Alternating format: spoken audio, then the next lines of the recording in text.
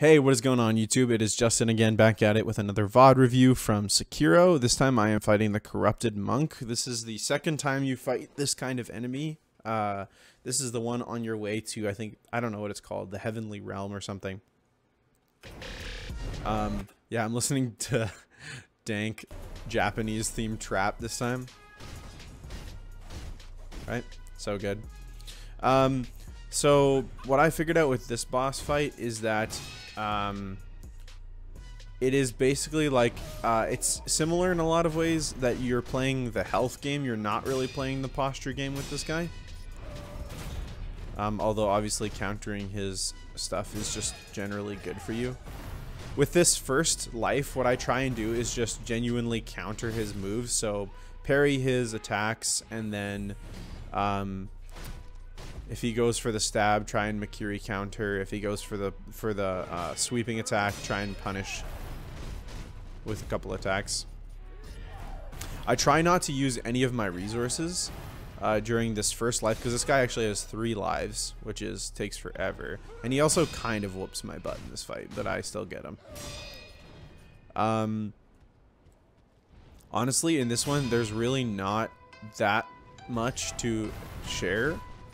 The first life, I literally just play it super safe. I'm literally just responding to what he's doing, generally, which is just parrying. There, I should have Makiri countered. Okay, I'm going to take this opportunity to pause. There's actually a completely cheesy strategy that you can do against this guy. Which is the Shinobi Firecracker. I try and save this resource, because I just find this boss really annoying. So I save it for his 3rd life. But Shinobi Firecracker gives you a huge window if you use it on him. We'll wait for me to use it here. He's really close to posture breaking, so I decided to go for the Shinobi Firecracker. Just use one of it. So it staggers him like crazy, and you should be able to run behind him and get about 4 attacks off, which is a huge chunk of his health. And then he'll usually follow up with something, so you should block immediately afterwards, as I do here, which I go for the parry as well. So you can use this to actually cheese off entire lives of his, but his first life is the easiest, so you should fight it as honestly as possible.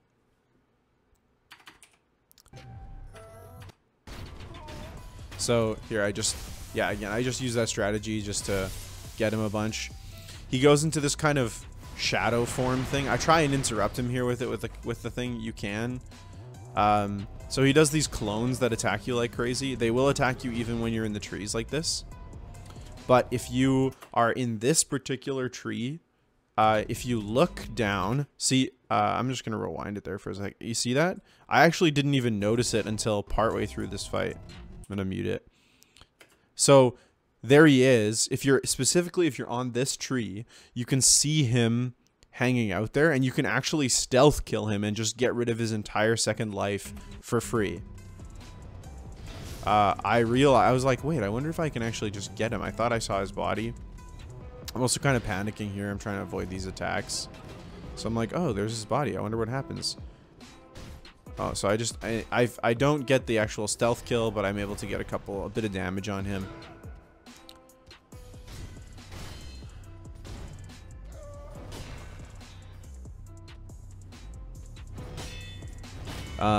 Yeah, let's see.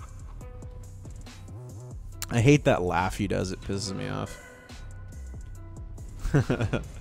So again, yeah, generally you want to get behind him as much as possible, just because that's an easy place for him to, for you to deal damage. That one, so that attack has a lot more delay than you think it does. This one, swing like that. Makiri counter. I mess up the Makiri counter.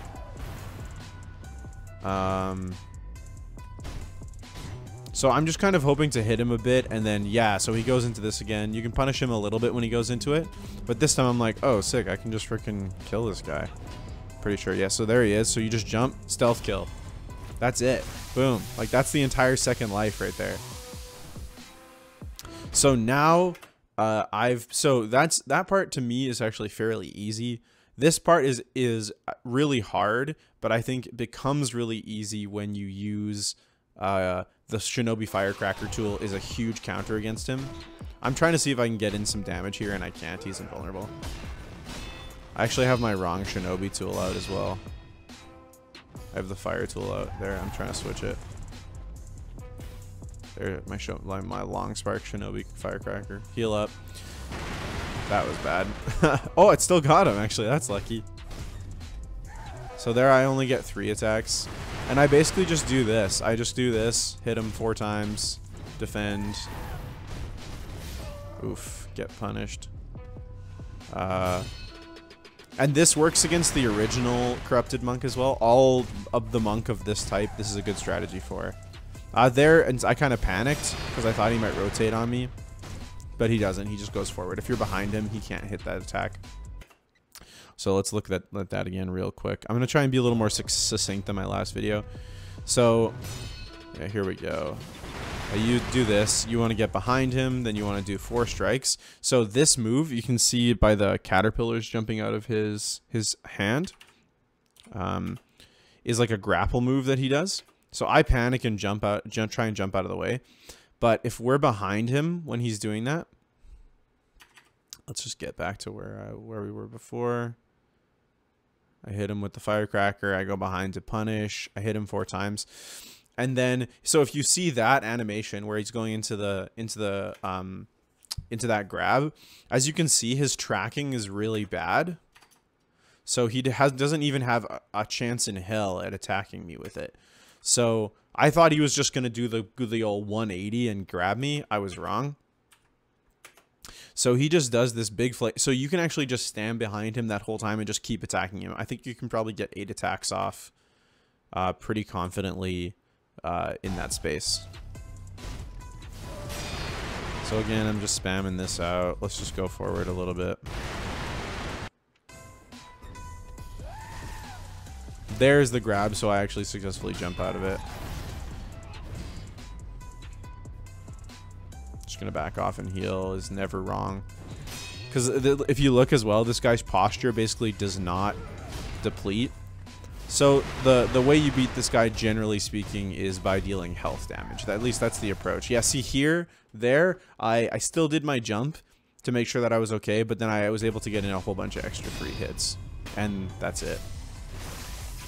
The biggest piece I feel like is in that second kill. Oh yeah, we Immortal Blade him here. Got him. No more resurrection for you, yeah. Freaking weirdo. Hentai Yaro is in this second fight. Like, the first bunch of times that I fought him, I did not realize that. Where is it here? I think it's somewhere here.